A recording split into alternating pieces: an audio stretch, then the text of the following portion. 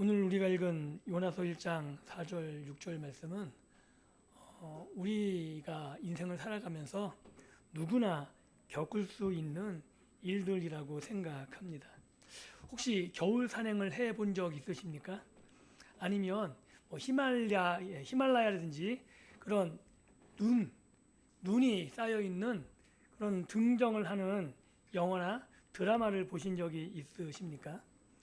전문 산악인들의 이야기를 들어보면 그런 설산에서 조난을 당해서 얼어 죽는 사람들, 그 사람들은 몸이 꽁꽁 얼어 죽지는 않습니다.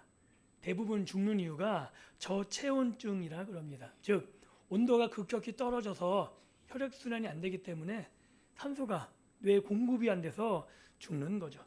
그래서 우리는 보통 그렇게 생각할 때 추워서 벌벌 떨다가 고통스럽게 죽을 것 같잖아요. 그런데 실제로는 그렇지 않다 그럽니다. 사람의 체온이 얼마인지 아십니까? 36.5도죠. 30도만 되면 저체온증이 시작해서 죽어간다 그래요. 그래서 30도 이하로 떨어지면 인간이 고통을 회피하려는 그런 뇌의 현상이 발동돼서 갑자기 몸이 환각 증상을 일으킨다 그래요. 그래서 몸이 나른해지고 마치 따뜻한 온돌방에 누워 있는 것처럼 착각을 하게 만든다 그래요, 뇌가. 그래서 조난 구조하는 사람이 가끔 놀라는 게 옷을 풀어헤치고 얼어 죽는데요. 왜냐하면 뇌가 환각 때문에 그래서 졸린 거래요. 보통 우리가 그런 걸 알고 있잖아요. 추운 데 가면은 졸리다고. 그 이유가 내 환각 때문에 얘가 따뜻하게 느껴진대요. 그래서 그렇게 몸을 풀어헤치고 죽는 현상을 역설적인 탈이 현상이다라고 얘기하면서 그런 조난자가 갔을 때 구조자가 갔을 때 그렇게 조난당해서 죽어있는 모습을 참 많이 발견하다 그럽니다. 그래서 그 구조대가 조난당한 사람들에게 가장 위험한 순간이 언제냐 그러면 잠이 올 때. 그때 자면은 깨어나지 못한다 그러죠. 그래서 구조대가 도착했을 때 사람이 막 졸려하고 잠들어 할 때는 그냥 내비두면 안 되죠. 그 상태로 들쳐업고 가는 게 아니라 반드시 깨워야 된다 그래요. 억지로 깨워야지만 그가 고통스럽겠지만 살 확률이 높아진다고 말하는 거죠. 제가 왜 이런 조난과 구조 이야기를 하냐 하면 오늘 본문에 등장하는 요나가 딱 그런 것 같습니다. 요나는 지금 폭풍이 몰아치는 바다 한가운데 뱃속에서 잠이 들었거든요. 모든 사람들이 폭풍우 때문에 난리가 났는데 요나는 그 폭풍우에 전혀 아랑곳하지 않고 뭐 하고 있냐면 자고 있었을 겁니다. 그런데 그 폭풍우, 바다 가운데 요나에게 닥쳤던 그 폭풍우는 요나가 죽음의 잠을 자고 있는 그 잠을 깨우는 하나님의 구조라고 말할 수 있는 거죠. 그래서 오늘 이 시간 우리 인생에도 동일하게 요나처럼 폭풍우 그리고 우리의 환경이 내가 감당할 수 없는 어려움에 처할 수 있는 겁니다. 그 환경이 우리를 괴롭히기 위한 아니면 우리를 막다른 환경에 몰아넣는 하나님의 심판이 아니라 우리를 죽음의 잠에서 그냥 거기 그대로 있으면 멸망으로 달려가는 그 우리의 모습을 깨우기 위한 하나님의 사랑의 행동임을 하나님의 사랑의 구조 행위임을 깨달을 수 있는 복된 시간이 될 수 있기를 예수님의 이름으로 축복합니다. 우리가 읽은 본문 4절은 이렇게 기록하고 있습니다. 여호와께서 큰 바람을 바다 위에 내리시매. 이 비를 내리신 것, 폭풍우를 불러오신 것이 누구냐면 하나님이시라는 거예요. 혹시 인생의 어려움을 만날 때 하나님이 나를 외면하셔서 하나님이 내 상황을 모르기 때문에 벌어진 일이라고 생각하십니까? 아니요. 하나님이 모르시거나 하나님이 외면하셔서 우리에게 벌어진 일이란 없습니다.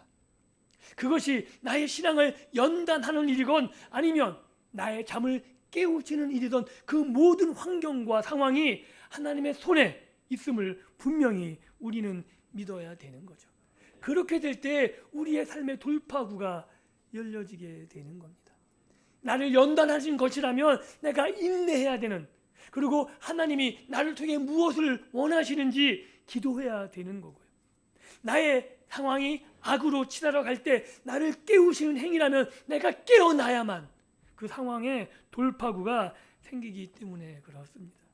그리고 오늘 본문에서 여호와께서 바다 위에 큰 바람을 내리셨다 그래요. 그런데 여기서 내리시다고 번역된 투이라는 단어가 있어요. 그냥 내리다. 그런데 이 내리다는 단어가 그냥 어원적으로 살펴보면 좀 특이한 거예요. 이게 어떤 거냐면 단지 하늘에서 이렇게 뚜두두 내려지는 게 아니고 전쟁터에서 군사가 창을 내던질 때 쓰는 용어가 이 투일이라는 단어에서 보여지는 거죠.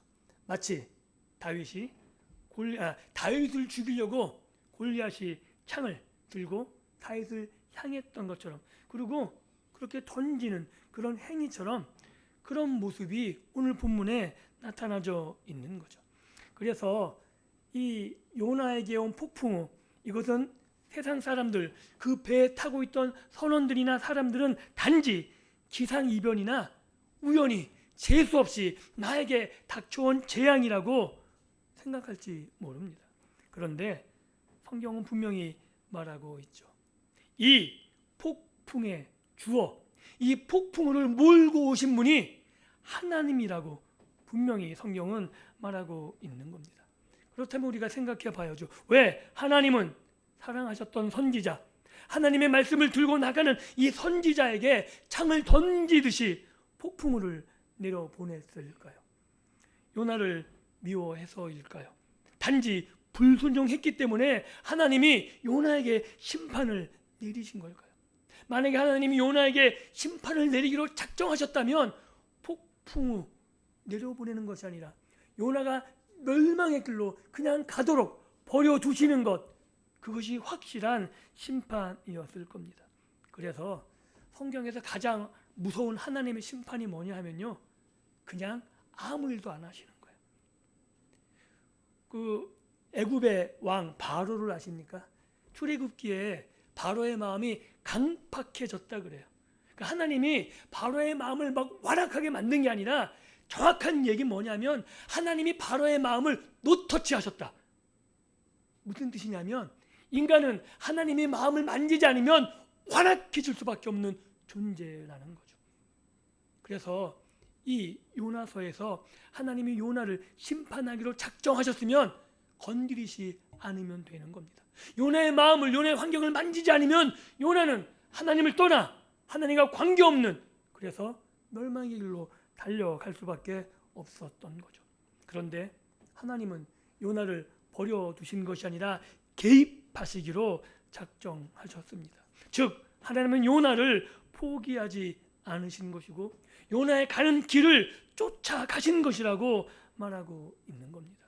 그래서 요나에게 닥친 폭풍은 요나의 불순종을 막는 하나님의 손길이자 죽음의 잠을 깨우는, 설산에서 이제 죽어가는 그 조난자를 찾아온 구조의 손길이라고 말할 수 있는 겁니다. 사랑하는 성도 여러분, 혹시 우리의 인생의 바다에서 예기치 않은 폭풍을 만나셨던 적이 있으십니까? 아니면 지금 그런 위험의 순간을 지나가고 계십니까? 우리가 하는 일들이 안 될 때가 있습니다. 우리의 가정이 위기 상황을 종종 겪기도 합니다. 그리고 가장 말을 안 듣는 사람이 누구냐면 우리의 자녀들이에요. 그렇죠? 내 뜻대로 안 돼요. 남은 어떻게든 주업하든 뭐하든 어떻게든 해보겠는데, 위협을 하든 뭐 해보겠는데 우리의 자녀만큼은 우리의 뜻대로 되지 않죠. 그래서 우리는 그때마다 우리가 하나님을 믿기 때문에 하나님께 이렇게 묻곤 합니다. 하나님, 왜 이런 일들이 나에게 있습니까? 내가 도대체 무엇을 잘못했기 때문에 이런 일을 나에게 허락하십니까?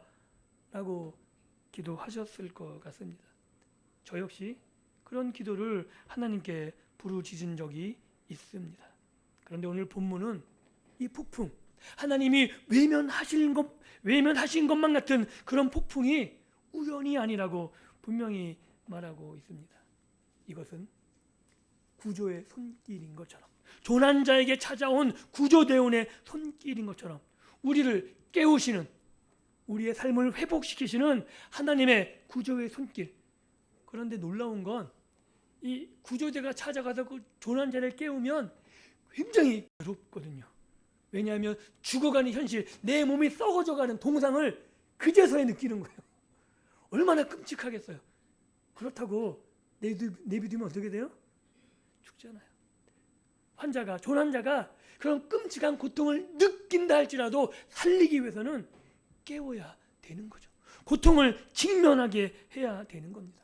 마찬가지로 하나님이 우리의 현실을 직면하게 할 때 우리는 그 고통을 직면하지만 비로소 거기에 우리의 삶의 돌파구가 열리는 거죠.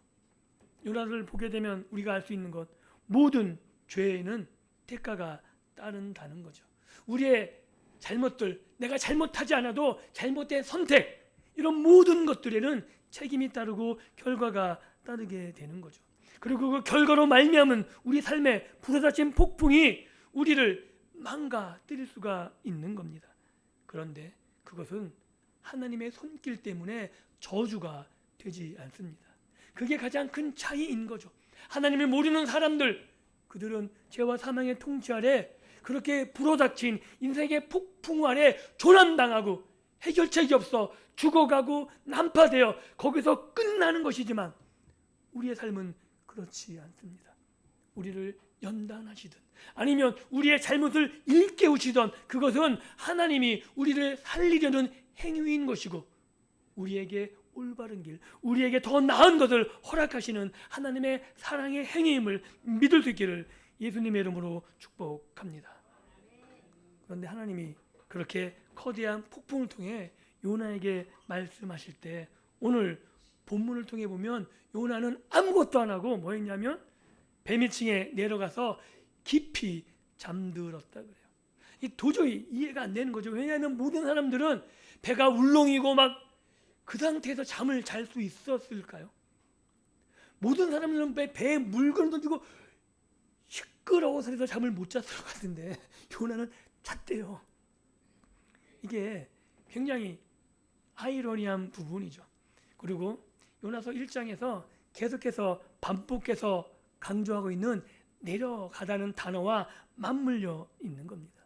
실제로 요나는 욥바에 내려갔고 배에 올라갔다고 성경은 기록했는데 원어의 의미는 배 안으로 내려갔다고 써 있어요. 그러니까 계속 내려가고 내려간, 이게 요나의 영적인 추락이라고 지난주에 설교하면서 말씀을 드린 거죠. 그렇게 내려간 결과 뭘 했냐면 잤다고요. 단지 피곤해서 물리적인 잠을 잘 수 있었을지 모르겠지만 요나서를 기록한 요나 저자는 분명하게 이 요나의 잠이 단순한 물리적인 잠을 넘어 영적인 잠, 혼수 상태와 같은 그런 느낌으로 기록한 것 같아요. 진짜 병원 수술대에 누워있는 마취당한 환자처럼 아무 의식도 없고 느낌도 없는, 지금 사람들은 난리가 나서 죽어간다고 소리치는데 그런 소리에 전혀 반응하지 못한 요나의 모습을 오늘 본문은 그려주고 있습니다. 이것은 정상적인 상태가 아닌 거죠. 정말 마치 상태인 것 같죠. 요나는 현실을 피해서, 하나님의 말씀의 현실을 피해서 도망갔는데 그 현실이 마치 세상에 취해서 아무것도 못하는 혼수 상태인 그런 모습으로 그려지고 있기 때문에 그렇습니다.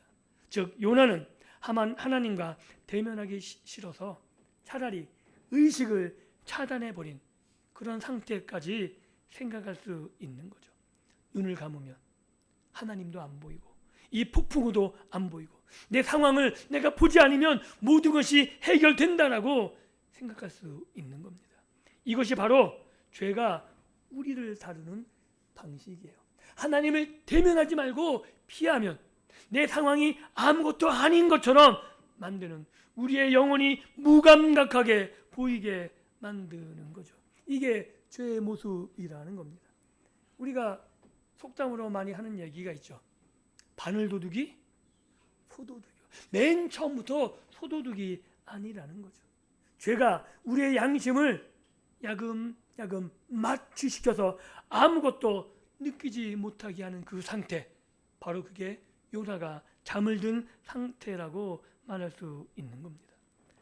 우리가 사는 이 세상은 경제위기, 기후위기, 도덕적 붕괴, 이것들이 비일비재하게 많이 일어나요. 가족에서 부모가 자식을 버리고 자식이 부모를 버리고 이런 일을 우리가 뉴스에서 너무 쉽게 접하게 됩니다. 그래서 옛날에는 그런 소식 하나만 막 온 국민이 난리 날 뉴스도 이제는 그냥 당연히 벌어지는 일처럼 되어버리고 말았습니다. 그리고 이런 사회 속에서 약자들은 갈 곳이 없죠. 힘없는 자들은 살려달라고, 이런 사회에서 못 살겠다고 그렇게 아우성을 치는 사회가 되어버리고 말았습니다. 그런데 우리가 요나처럼 나만 괜찮으면, 내가 외면하면 괜찮겠지라고 생각하며 모든 상황을 단절시키고 잠에 빠져 있을 수 있는, 이것 또한 우리의 모습이라고 오늘 요나서는 우리에게 말해주고 있는 겁니다. 우리가 세상의 고통에 무감각해지고 이웃의 신음소리가 들리지 않는다면 오늘 우리는 요나와 같이 배 밑에 내려가 영혼의 마취 상태에 있는 그런 모습을 우리가 가지게 되는 거죠. 몸은 교회에 와 있고 지금 예배 드리고 있지만 우리의 영혼은 하나님과 단절되어 깊은 잠에 빠진 그런 혼수 상태, 이 모습이 우리의 모습이 아니기를 원합니다. 그러나 하나님은 그런 순간에도 외면하지 않으시는 거죠. 6절 말씀에 좀 굉장히 충격적인 말씀이 써 있습니다. 선장이 요나에게 가서 말하는 거죠. 자는 자여 어찌함이냐, 내 하나님께 구하라. 이거는 말이 안 되는 이야기예요. 왜냐하면 요나가 누구예요? 하나님의 선지자잖아요. 이 선장은 하나님을 모르는 사람이에요. 그런데 하나님의 선지자에게 하나님을 모르는 낯선 이방인이 뭐라고요? 누구에게 구하라고요? 하나님에게. 요나가 선장에게 이 위급한 상황에 야, 너 하나님께 구해야 돼 라고 설득하고 설교하는 게 아니라 선장이, 하나님을 전혀 모르는 이방인이 하나님의 선지자에게 가서 자는 자여 어찌함이냐, 일어나 하나님께 구하라 라고 외치고 있는 거죠. 우리는 요나서 1장 1, 2, 3절 통해 알고 있습니다. 하나님이 요나에게 하신 말씀이 뭐냐면 일어나 가서 외치라는 거예요. 그런데 이 선장이 요나에게 동일하게 일어나 하나님께 외쳐라라고 동일한 단어를 써서 말하고 있습니다. 이 얼마나 큰 아이러니인지 모르겠습니다. 선지자가 하나님의 말씀을 전해야 되는데 거꾸로 불신자가 선지자에게 하나님의 말씀을 전하고 있는 겁니다. 1장 1절에서 가서 외쳐라, 그 말을 선장이 요나에게 다시 한번 반복해서 말하고 있는 거죠. 하나님께서는 결국 세상의 소리, 선장의 소리를 통해서 요나를 깨우셨던 것처럼 오늘 우리들에게도 꼭 이 성경 말씀만이 아니라 예배하는 이 장소만이 아니라 세상을 통해서도 우리를 깨울 수 있다는 이 사실을 받아들일 수 있으셨으면 좋겠습니다. 때로는 믿지 않는 우리의 직장 상사의 호통이, 아니면 배우자의 원망 섞인 눈물이, 혹시 뉴스에서 들려오는 사회적 비판이, 세상이 교회를 향한 비판이 잠든 우리를 깨우시는 하나님의 소리일 수 있다는 거죠. 단지 우리가 세상이 교회를 핍박한다, 직장 상사가 아무것도 모르는 사람이 나를 핍박한다 라고만 치부하는 것이 아니라 그런 세상이 우리를 향해 외칠 때 우리는 겸허하게 받아들일 준비가 돼 있어야 되는 겁니다. 그 외침이, 그 비판이 혹시 선장이 요나에게 외쳤던 것처럼 자는 자여 어찌함이냐. 우리만이 하나님께 기도할 수 있고 우리만이 하나님께 요청할 수 있고 하나님의 공의와 하나님의 정의가 이 땅 가운데 실현하기를 부르짖을 텐데 우리가 가만히 있기 때문에 하나님이 세상을 통해서 우리를 깨우시고자 함이 아닐지 어떻게 알겠습니까? 본문 5절을 보면 선원들은 이렇게 행동하고 있습니다.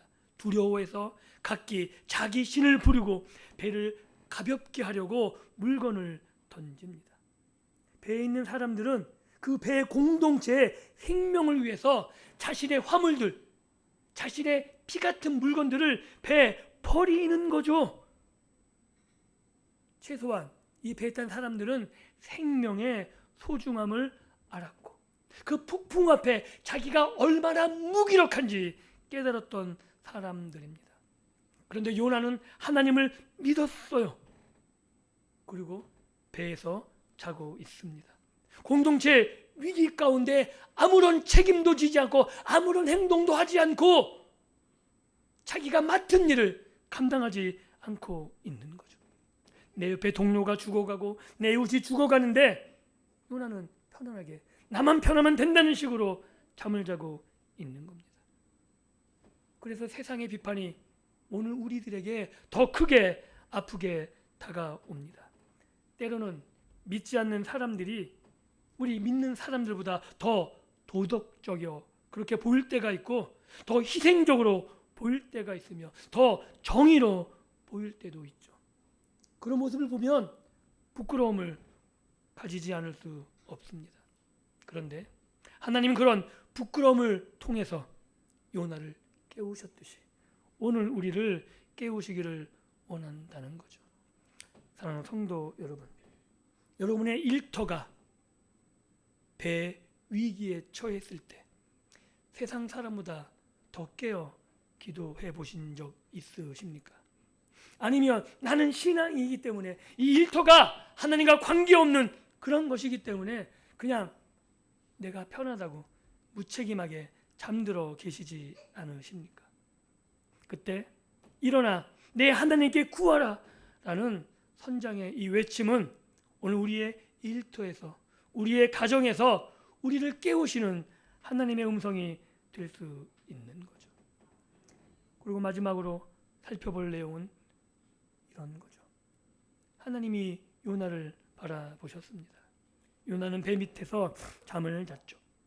그런데 다른 성경을 보면 또 다른 배 위에서 또 다른 폭풍우 속에서 편안하게 주무셨던 한 분이 계십니다.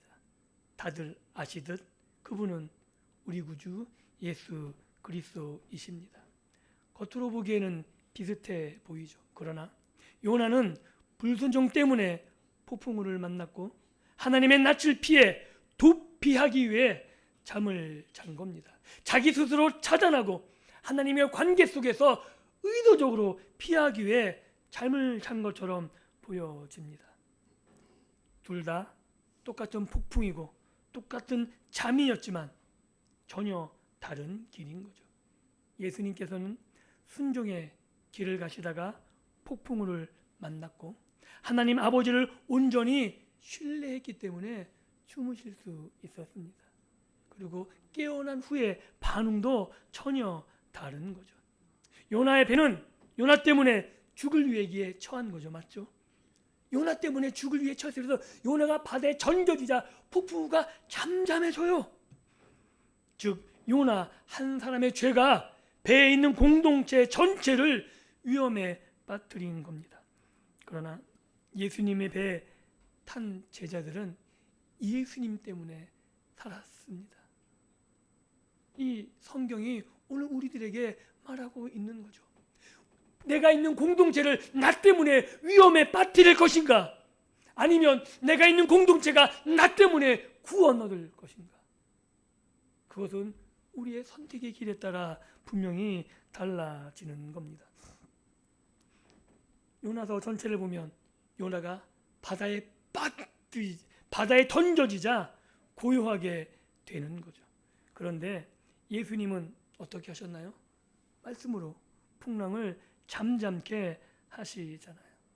그리고 바다의 풍랑을 잠잠케 하셨지만 사망과 죄의 거친 풍랑 속에 죽어가는 우리들을 위해서는 예수님 스스로가 그 죄와 사망의 풍랑에 자신을 던져 버리셨다라고 성경은 말하고 있는 겁니다.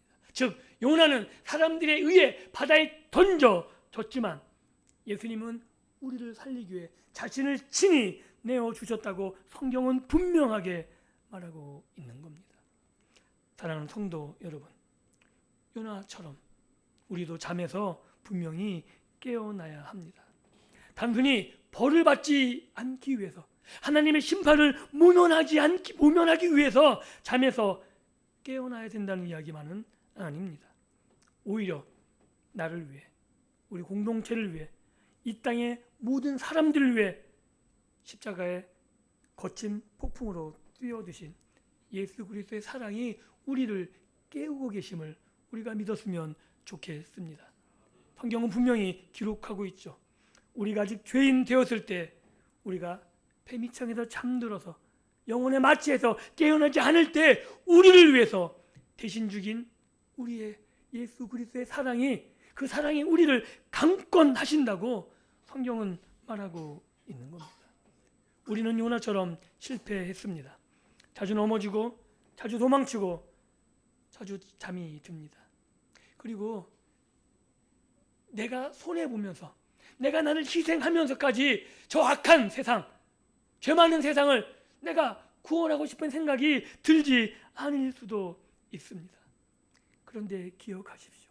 그 죄 많은 세상, 그 죄와 사망이 통치하고 당연히 죽어 마땅한 그 사람들을 위해서 예수님이 돌아가셨습니다. 우리가 그 사랑을 기억한다면 우리는 잠에 취해 있을 수 없는 거죠. 그리고 우리를 구원하신 예수 그리스도께서 우리의 삶에, 우리의 인생의 배에 선장이 되심을 기억하셨으면 좋겠습니다. 그것이 우리가 잠에서 깨어 어떻게 살아가야 되는지 결정할 가장 중요한 방향이 되기 때문에 그렇습니다. 말씀을 맺겠습니다. 조난당한 사람은 편안한 잠, 그것도 환각에 빠져서 죽어가는데도 불구하고 그 잠이 그렇게 달콤하게 느껴집니다. 그런데 구조대는 와서 그 달콤한 잠을 깨뜨리죠. 그리고 그 조난자를 고통 속에 몰아넣는 것처럼 보입니다. 그런데 우리는 알고 있는 거죠. 그 구조대가 그 조난자를 살렸다는 것을. 우리의 삶도 마찬가지입니다. 우리의 삶 속에 찌르는 가시가 있습니까?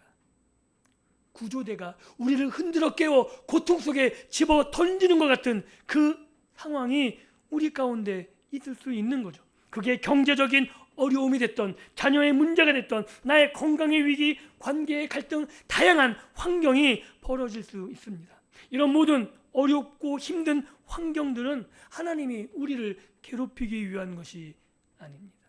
그것은 하나님께서 우리에게 이렇게 말씀하시는 것과 같죠. 이제 잠에서 일어나라. 하나님의 간절한 호소입니다. 더 이상 세상의 안락함에 취해 영혼의 마취 상태에 굳어지지 말라는 사랑의 경고입니다. 그래서 이제 우리는 무기력한 잠에서 깨어나 배 밑에 누워있는 곳에서 일어나 배 위로 올라와야 합니다. 그리고 정면으로 맞서야 되는 거죠. 그 폭풍 앞에 무릎 꿇고 기도로 다시금 시작해야 되는 겁니다. 선장이 말한 것과 같이 일어나 내 하나님께 구하라. 우리가 해야 될 일은 폭풍을 멈출 능력이 없기 때문에 선장이 말한 것과 같이 하나님께 구해야만 합니다. 오로지 하나님을 믿는 우리만이 이 세상을 향해서 내가 함께 있는 공동체를 위해서 기도할 수 있기 때문에 그렇습니다. 그래서 기도의 사명을 외면하지 않기를 바랍니다. 여러분의 직장이 위태롭습니까? 하는 일들이 위태로우십니까? 단지 그것이 하나님을 모르는 곳이라고 방관하지 마십시오. 우리의 이웃이 죄 많은, 내가 관계 맺기 싫은 이웃이라고 무시하거나 방치하지 마십시오. 그 사람들을 위해서 기도할 수 있는 유일한 존재는 저와 여러분들입니다. 우리를 그렇게 기도하기 위해서 하나님은 오늘도 우리를 흔들어 깨우십니다. 우리가 그곳에 중보자가 될 때 우리의 가정이, 우리의 공동체가, 우리의 일터가 새로워질 수 있습니다.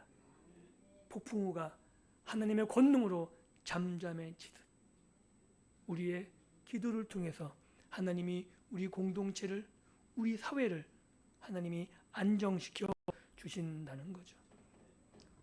우리가 요나서를 통해 확인할 수 있는 것, 그것은 폭풍이 우리를 어떻게 할 수 없다는 거예요.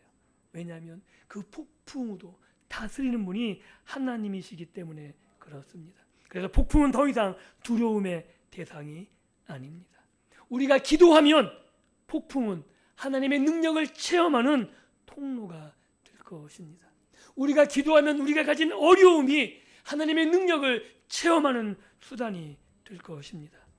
이번 한 주간 폭풍 속에서도 우리를 포기하지 않고 찾아오신 하나님의 손을 붙잡으십시오.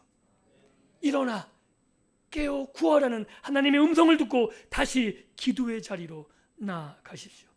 그리고 여러분이 있는 그 일터에서, 그 환경에서, 그 상황에서 세상을 향해서, 공동체를 향해서 기도의 손을 높이 들고 하나님과 함께 풍랑을 잠잠케 하며 믿음으로 나아갈 수 있는 복된 믿음의 삶이 될 수 있기를 예수님의 이름으로 축복합니다.